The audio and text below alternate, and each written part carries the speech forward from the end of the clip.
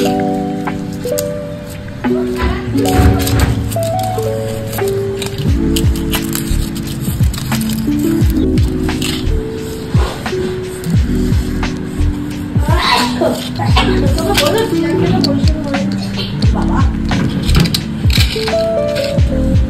যাই হোক, এখানে একটু চা বানাচ্ছি এখন, এই যে চা বানাচ্ছি।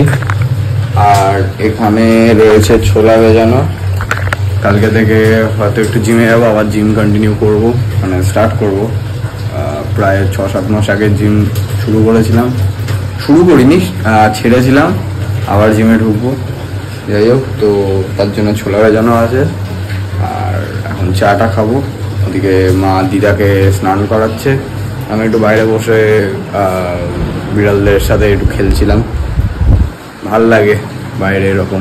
যাই হোক, তো স্নানটা করতে হবে আজকে। আমি তার মধ্যে তেল মেখেছি, এখন তেল মেখে এরকম কিছু একটা কন্ডিশন আমার, আমি ভাবছি ওটাই যে শ্যাম্পুটা করবো তাড়াতাড়ি করে করে খেয়ে দিয়ে একটু রেস্ট নেবো, ঘুম পাচ্ছে একটু।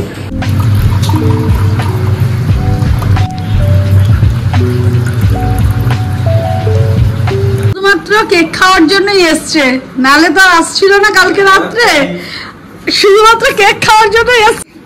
কি অবস্থা, রাধে রাধে, আমার ছেলেকে দাওয়া দিয়ে পড়তে আসছে।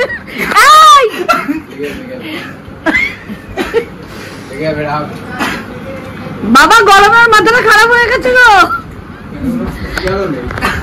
এইটা যাবে কালকে, দেখবি রাস্তায়, তোরা রাস্তায় যখন দেখবি না, বাই চান্স ছিটকে গেলে।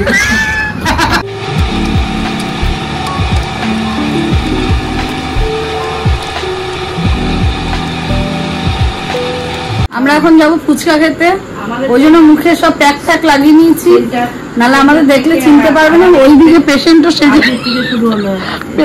সেজে নিয়েছে, পেশেন্ট বান্ধবীর সঙ্গে এখন কথা বলছে, আর আমরা ঝটপট রেডি হয়ে নি, কারণ এখন আমরা যাব খেতে। এটা সকালে মুখটাকে স্ক্রাবিং করে পরিষ্কার করে নেবো।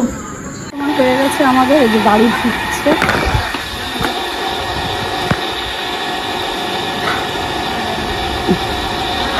বাবার গাড়িটাকে ঢুকিয়ে নি, তারপরে মাকে ওঠাবো, উঠিয়ে নিয়ে বেরিয়ে যাবো।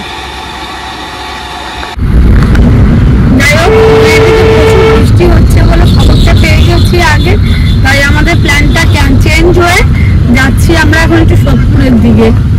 দেখি ওদিকে যা আছে তাই খেতে হবে, আর যদি ফুচকা থাকে, কারণ রাত্রি বাজে এখন 9:53, কোনো ফুচকালা যদি আমাদেরকে কনসিডার করে বসে থাকে তাহলে ফুচকা পাবো, আইদার জুস খাবো, জুস খেতে হবে, বাড়ি আসবো। দেখি তাহলে যা পাই খাই।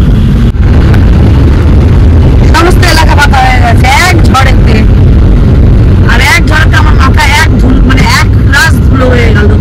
দেখো ঝড়ের দাপট, মাথাটা টোটালি খারাপ হয়ে গেছে। না ঝড়ে বেড়া দারুণ লাগে রে, ঝড়টাকে দারুণ লাগছে, কিন্তু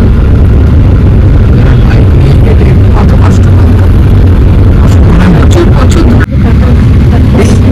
স্টেশনের কি অবস্থা দিচ্ছি, সব ঝড়ের কারণে পুরো লাইট পোস্ট এখন উপরাইনি, এখন বন্ধ হয়েছে, এরপর সব উপরে যাবে, চারিদিক অন্ধকার। না আমাদের সবাই খোঁজ খবর নেবে তো, আমরা কোথায়, আমাদের সবাই খোঁজ খবর নেবে, এরপর আমরা কোথায়, কতগুলো।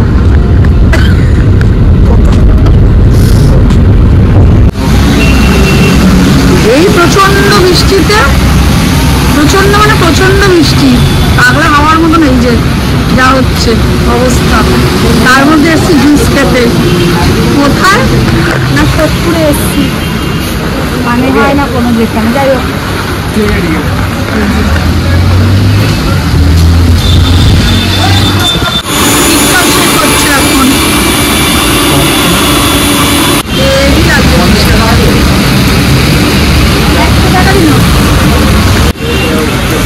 প্রচন্ড বৃষ্টিতে গাড়ি তুলতেই পারছি না, এই অবস্থা। এরপর তো এই জায়গাটা জল হয়ে যাবে, কারণ সোদপুর তো একটু বৃষ্টি হলেই জল হয়ে যায়।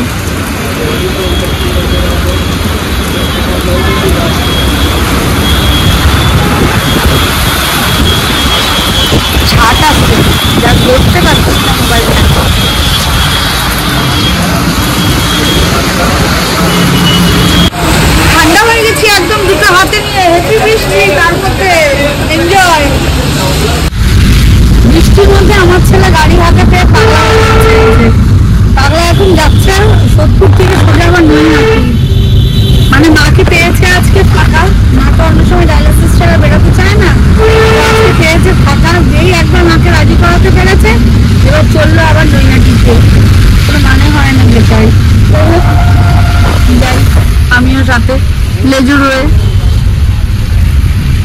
রাস্তায় প্রচুর বৃষ্টিতে জল প্যাচ প্যাচ করছে। গাড়িটা ধোয়া হয়ে গেল, এটা ভালো করেছে কাজ। সবাই ঝড়ে গিয়ে পড়ে গেছে। রাস্তাঘাট থাকে তারপর পৌঁছে যেতে পারবো। দোকান খোলা থাকবে কিনা জানি না, বিদ্যুৎ চমকাচ্ছে। আর মা অনুকূলকে ডেকে ডেকে বৃষ্টি থামিয়ে নিয়েছে। চলো রাস্তার অবস্থা ফাঁকা, কাকিনাড়া বাজার পর্যন্ত আজকে ফাঁকা। মিলের সাইডের রাস্তা ফাঁকা, এমন বৃষ্টি হয়েছে। রাস্তাঘাটটা এরকম ফাঁকা করেই আমরা 10-15 মিনিট কথা মোটা 10 মিনিটের মধ্যে আমরা নয়াটি পৌঁছে গেছি। নাহলে মোটামুটি 20-25 মিনিট 20 মিনিট মতো লাগে আমাদের বাড়ি থেকে নয়াটি আসতে। ঠিক আছে, বাইক করে সামনে মিলের গাড়ি। সেই অনুকূলটাকে দেখে তো বৃষ্টি টিষ্টি কমলো, কিন্তু আবার এখানে বৃষ্টি আরম্ভ হয়েছে। কাছের মধ্যে ভালোই বৃষ্টির জল। আবার প্ল্যানিং হচ্ছে যে এখান থেকে বড়মার ওখানে একবার যাবো, দেখা করবো, চলে আসবো। ওখানে এত কাছে আসলাম, মাকে নিয়ে তাও আবার মা একটু ওনার সঙ্গে দেখা সাক্ষাৎ করবে, কিছু বলার আছে মানে বলবে টলবে। যাই হোক, তারপর বাড়ি। কিন্তু বৃষ্টি পড়ছে খুব ভালো, ভালো করে ডাকবে। হ্যাঁ, বড় মাকে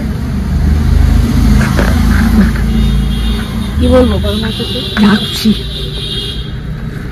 চুপি চুপি বলবে। বিরিয়ানি নাও কমপ্লিট হয়ে গেছে, এবার যাচ্ছি বড় মার কাছে।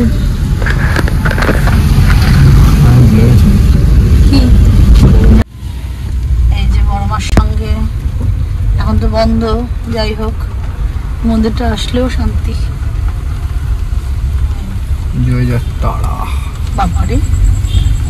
আমরা বাড়ি চলে যাচ্ছিলাম, আবার মটন ঘুগনি দিয়ে দাঁড় করালাম গাড়ি। সামনে ভ্যানে মটন ঘুগনি রয়েছে। এই যে মটন ঘুগনি, আমার কি দেখা যাচ্ছে না কেন? এই যে মটন ঘুগনি। এটা হলো সেই ঘুগনির ছিরি, কিন্তু ঘুগনিতে মটন পাওয়া যাচ্ছে না। প্রচুর আলু দিয়েছে। আমি বলতে বললাম ওকে যে বল আলুটা কম দিতে, তো বলছে আমি কিছু বলতে পারবো না। আবার গেছে বাবার জন্য আনতে। যাই হোক, ওখানে একটাও মটনের আমি টুকরা দেখতে পাচ্ছি না। টুকরো নেই বলে খেতে পাচ্ছি। হ্যাঁ, মশলা দিয়েছে। হ্যাঁ, অনেক আলু দিয়েছে কিন্তু মশলা দিয়েছে। এই যে এই অবস্থা। তারপরে কত চানাচুর ছড়িয়েছে, আর মশলা বাপরে বাপ। সব ঝড়ঝাপটা মিটে গেছে, মানে এখন হালকা বৃষ্টি হচ্ছে। যাই হোক, ওই জন্য এখন যা বৃষ্টি পড়ছে ঢুকে যেতে পারবো বাড়িতে। আর আমরা মোটামুটি বাড়ির কাছেই আছি। বাড়ি পর্যন্ত আর ব্লগটাকে টানলাম না, রাস্তাতে ব্লগ এন্ড করে দিচ্ছি। ব্লগ আমার ভালো লেগেছে।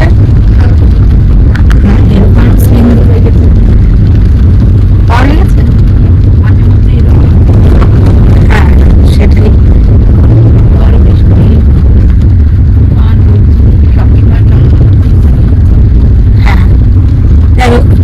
ভালো লেগেছে, মায়েরও আমাদেরও ভালো লেগেছে। আর তোমাদের কেমন লাগে সেটা জানিও বা দেখো ব্লগটা। যদি ব্লগটা ভালো লেগে থাকে, লাইক, কমেন্ট, শেয়ার